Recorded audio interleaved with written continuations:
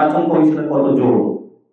নির্বাচন কমিশনে যদি জোর থাকে তাহলে জোর করে চাপিয়ে দেয়, কারণ নির্বাচন কমিশন তো শুধু প্রতীক না, ইলেকশন জোর করে চাপিয়ে দিয়েছিল ইলেকশন করে যে এখন সাপলা পাবো এবং অতি দ্রুত আমরা একটি সমাধান চাই।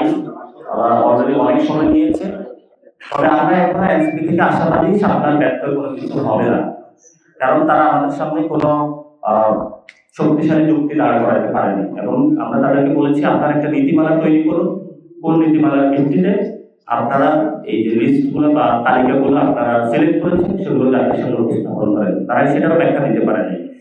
তো আমাদের জায়গা থেকে নির্বাচন কমিশন, তাহলে যদি ওনারা দিতে চায় তাহলে গায়ের জোর দেখ না, দেখি ওনাদের নির্বাচন কমিশনের কত জোর। নির্বাচন কমিশনে যদি জোর থাকে তাহলে জোর করে চাপিয়ে দেয়, কারণ নির্বাচন কমিশন তো শুধু প্রতীক না, ইলেকশন জোর করে চাপিয়ে দিয়েছিল ইলেকশন।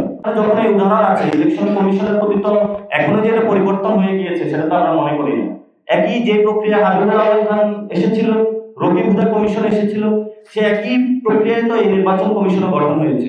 আমরা তো সেটার বিপক্ষে বলেছিলাম যে নির্বাচন কমিশনকে সুষ্ঠু একটি প্রক্রিয়া গঠন করতে হবে। এখন অনেক দল, বিভিন্ন টকশোর বুদ্ধিজীবী একটু উকি মেরে বলে যে এনসিপি কে যদি সাপলা দেওয়া হয় তাহলে তো এটা কিংস পার্টি হবে, এনসিপি কে যদি দেওয়া হয় নির্বাচন কমিশন পক্ষপাতমূলক আচরণ করবে। ভাই, আমরা তো জুডিশিয়ারির বাইরে কোনো কিছু চাই নাই, আমরা তো হলো লিগ্যাল ফ্রেমওয়ার্কের বাইরে কোনো কিছু চাই নাই। রাজনীতি করতে এসেছি, গণতান্ত্রিক প্রক্রিয়া, আমার যে অধিকার আছে সেই অধিকারের মধ্য দিয়ে আমি চেয়েছি। এখন আপনার অপশন আছে গায়ের জোরে আমার অধিকার থেকে বঞ্চিত করবেন। যদি অধিকার থেকে বঞ্চিত করেন তাহলে কি পরিস্থিতি হবে সেটারও অধিকার, গণতন্ত্রকেও যদি রক্ষা করতে না পারে তার পরিণতি কি হয় সেটাও ইতিহাসে আছে, সেটাও তাদের পরিণতি হবে। এটা নিয়ে আমরা বেশি কনসার্ন না।